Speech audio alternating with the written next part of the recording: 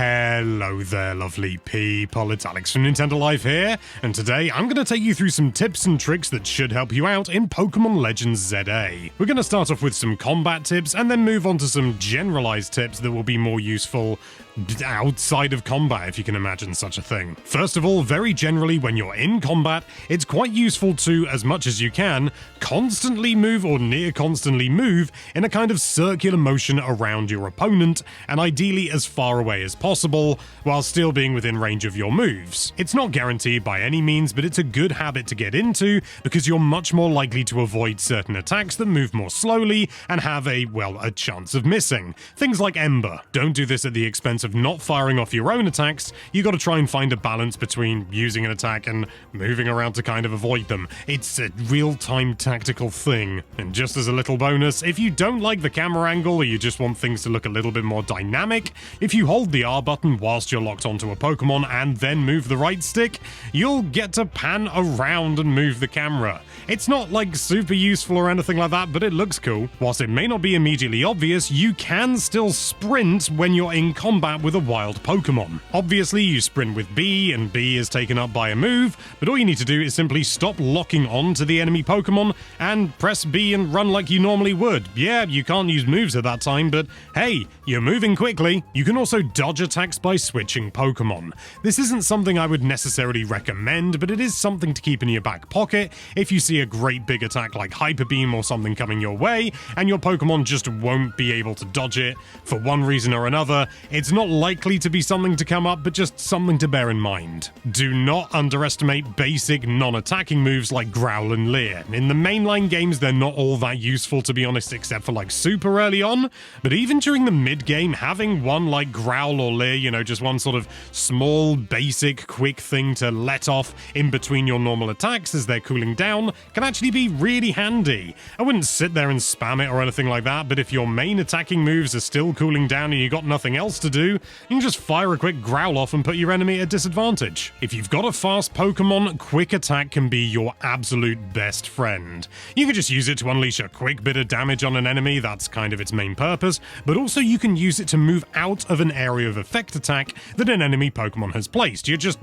zip right out of there. Pay attention to how your attacks work. Some of them require line of sight and can be blocked by the environment, like Leech Seed, and trust me, you do not want to spend the time firing off Leech Seed if you're not guaranteed to hit it. I mean, nothing's guaranteed, but do your best. That thing has a killer cooldown. If there's an area of effect attack like Fire Spin or like a trap move like Spikes, and it came from one of your Pokemon, you do not have to worry about trying to avoid it. You and your Pokemon, including the rest of your party, are completely immune to any attacks that you put out. If there's an exception to that rule, I haven't found it yet. And lastly, for combat-based stuff, I want to go through the status effects, because they're not necessarily the same as they are in the mainline games. Okay, some of them are the same, but some of them are different. Poison is the same as it ever was. It drains your Pokemon's HP over time. And the same goes for badly poisoned. It drains HP over time, but each time it drains, it increases in intensity. Burn is very similar to poison. It drains HP over time, and it also reduces the damage that the affected Pokemon can inflict using physical moves. Again, basically the same as the mainline games, but here's where things get different. Confusion does not cause your Pokemon to attack itself in its confusion. Instead, its movement becomes erratic, making it harder for you to dodge enemy attacks. Paralysis slows your Pokemon's movement down, which means it's also harder to avoid enemy attacks. Sleep is not called sleep, it's now called drowsy, just like it was in Pokemon Legends Arceus, and is spelled like the normal word drowsy, not the Pokemon drowsy. That's not confusing in the slightest. However, in ZA, this slows the cooldowns for all of your Pokemon's moves. This makes it a real nuisance when it happens to you, and superbly effective when you use it against opponents. As for Frozen, well, don't expect to see it often, but when it does happen, the affected Pokemon will not only become incapable of moving, but incapable of using attacks as well. This isn't permanent, and it can be thawed out by fire moves, so it's very similar to the original mainline use, but it's a is a bit different here. And lastly, whilst not technically a status condition, and you could make the same argument for confusion, but don't at me, flinching works a little bit differently in ZA as well. Now, if you manage to make a Pokemon flinch, it will interrupt the move that they are currently performing. There's actually a fair few side missions in the game that detail a lot of these facts, but they're not immediately obvious, and you do have to find them and do them in order to get that information. So consider this a time saver. Now that's combat out of the way, let's move on to some general gameplay stuff. Firstly, many of those parkour challenges over the quote-unquote scaffolding can be completely ignored by just falling from rooftops. This certainly doesn't work in every instance, absolutely, but a surprising number of them can just be absolutely cheesed, and I find that. I mean, they must have known.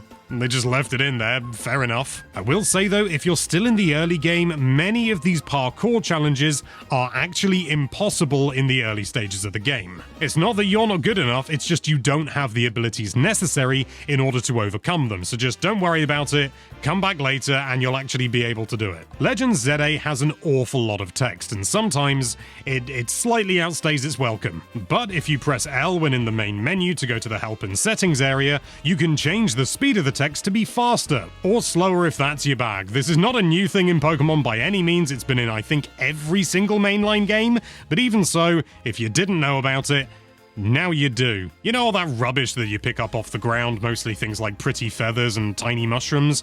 Sell that stuff, you sucker! You can easily rack up tens of thousands, if not hundreds of thousands of Poké credits just by selling tiny mushrooms and pretty feathers, and nuggets and other little twiddly bits that you just find lying on the ground. Make sure to check your party Pokemon's available moves regularly, because honestly, it's super easy to forget. Just highlight them in the menu, press ZR, and you'll be able to see all the moves available to them, including TMs as well. Seriously, check this like every so often, because you could so easily end up with a Beedrill still rocking Poison Sting at level 30. If you see an NPC with a yellow dialogue box, always talk to them. They have something for you. It might be absolutely worthless, but it might not. Speaking of which, don't overlook this geezer who stands outside Pokemon centers. He will give you back any Pokeballs that you threw that didn't hit a Pokemon.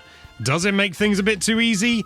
Yes, it does, but we're not above taking everything he offers us. And lastly, if you want to know how much time is left in the day or night, there's a clock feature on the minimap. It's this little line around the outside.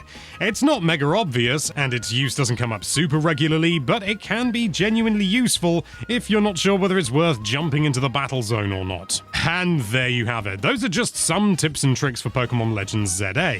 Do you have any tips and tricks you'd like to share with people? Let us know with a comment down below, but for now, thank you so much for watching. If you like this video, then why don't you struggle to give that subscribe button a funny nickname for at least 30 minutes, and be sure to check out NintendoLife.com for all sorts of lovely Nintendo-related content.